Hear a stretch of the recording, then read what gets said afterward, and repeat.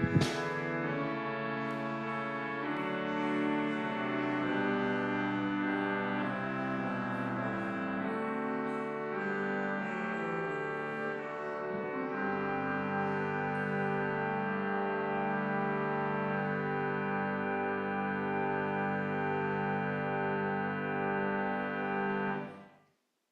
the words of my mouth and the meditations of our hearts be always acceptable to you, O God, our strength and our Redeemer. Amen. I invite you to be seated.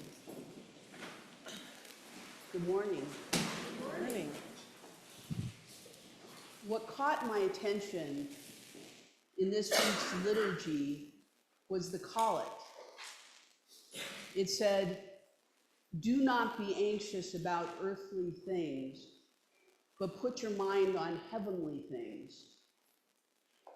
And I thought, that is a very big ask, because there are a lot of earthly things going on, both for the disciples then and for us disciples now, that make us really anxious.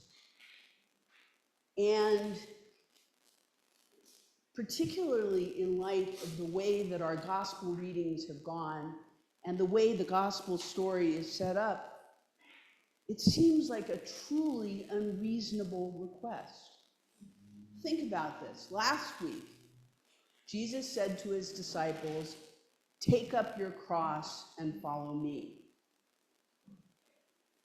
The people then knew what the cross meant.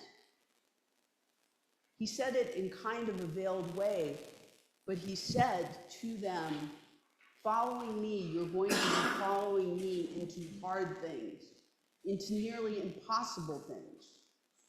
And then, in the middle, between last week's reading and this week's reading, there was a healing story where the disciples, having been told by Jesus that they could heal, tried to heal a young man and failed. And they had to call Jesus in. And Jesus healed the young man and said, "This kind of demon takes prayer." And then the gospel starts this morning with Jesus saying outright, "This is what's going to happen. I'm going to be taken by human hands, and I'm going to be killed, and I'm going to rise again." I feel anxious just saying it. I can't imagine what it would have been like to not know that Easter was on the way. We know, but they didn't know. So Jesus is arguing, he says, "What were you arguing about?" And they said, and he said, "You were arguing about who was going to be first." Honestly, if I had been them, I would be arguing about who is not going to be first. Like, I would be stepping back and saying, "Not it." But he says to them in that moment where they've been given hard news twice, they have failed in doing what he asked them. They've had this argument among themselves. And he says to them, "Here's the deal. Your job is to be welcoming. Welcoming of everybody." Now, you have to understand, the gospel, when it says a child, we think about the bright and beautiful children in this congregation, and we think, how could you not welcome them? Because they are amazing. But in that time, children had zero value in the culture. They were held very lightly until you grew up enough to be useful. And I don't mean that parents didn't love their children, because I'm sure that parents did, because that's what parents do. But I'm talking about in the fabric of the society, in the systems of the society, children had zero value. So understand what Jesus is saying to us today. Jesus is saying, look around for the people that the system values least and welcome them. So that brings us to two really important questions. What is welcome? And who is the child among us? In terms of what is welcome, there are three parts to being welcome. One is hospitality. We are amazing in the Episcopal Church at hospitality. When 2 or 3 are gathered together, there will be cake. Hospitality is about welcoming someone into your space and making them feel comfortable. These kids know what that is because they live it here with us every week. We are a welcoming community. People come in and we say, are you hungry? Are you thirsty? Sit down. The first time I came here, I felt so well taken care of. People wanted to make sure that I knew where the book was, and it was fabulous. So welcoming. The second piece of welcoming is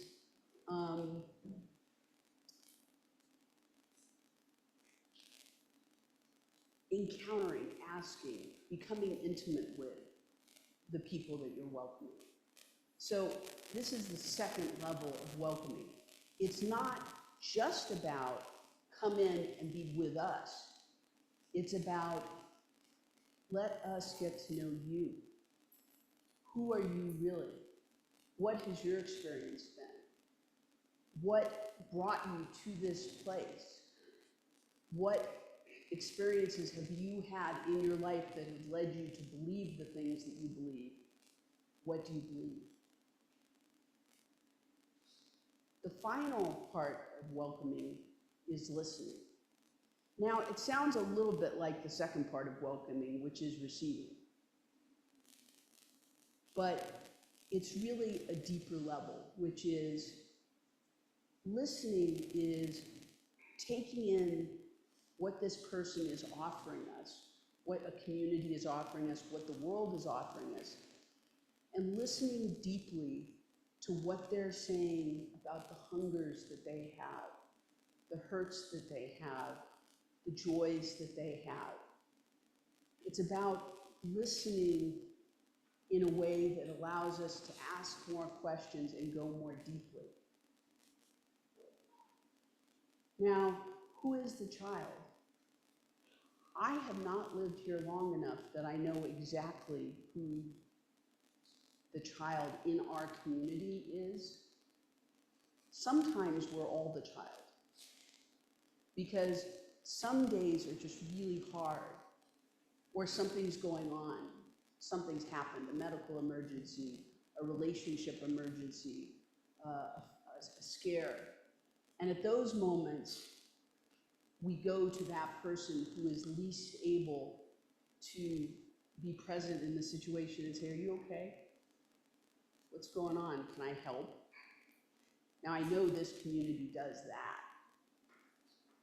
I know that because one of the first things I notice is everyone going up to people, you good? You okay? Are you good? It's an amazing part of welcoming and receiving. But the child is not just in this building. It's in this community, the community that lies outside these walls.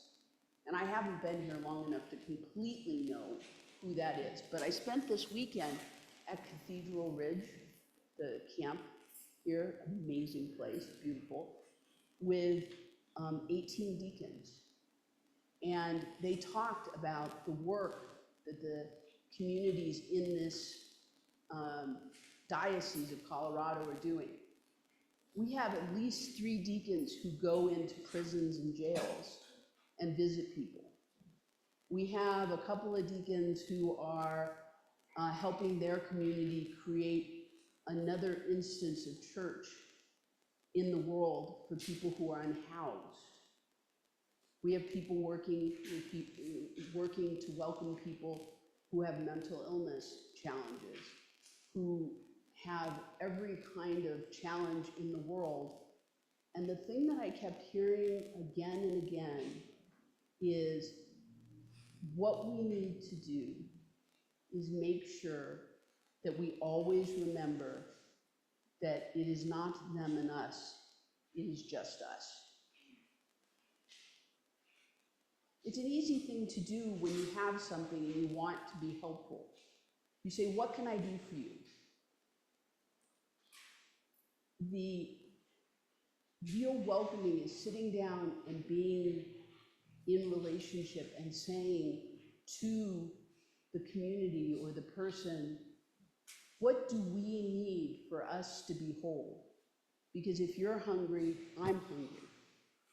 If you're unhoused, I am without housing. If you're afraid, if you think that someone is going to hurt you, then I am afraid that someone is going to hurt us. Last week, we went to Habitat for Humanity, a group of us, and we were paired up with a bunch of students from AmeriCorps, and amazing group of young people who have taken a year off of their lives to come and work for Habitat. We painted 200 20-foot boards that are going to be used in houses, affordable housing here in Aurora. Because we listened to the community and the community said we need housing. More than that though, we created church in the middle of the Habitat for Humanity warehouse.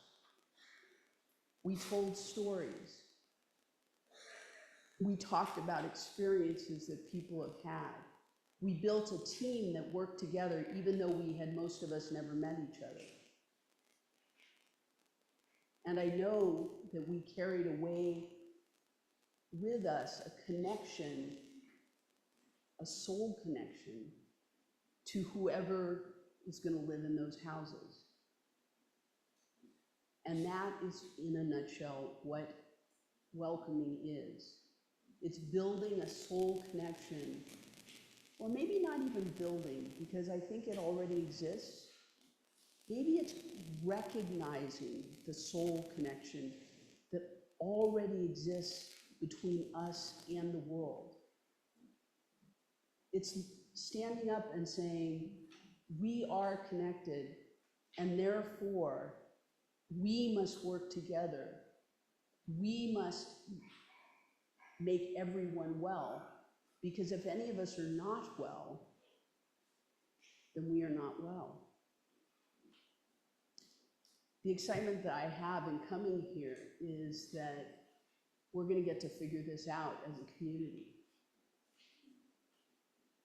Not who they are who needs help are, but who we are and where we are hurting and where we can build welcome, where we can build hospitality, where we can get to know one another and then work together to build the world that God has intended for us to live in.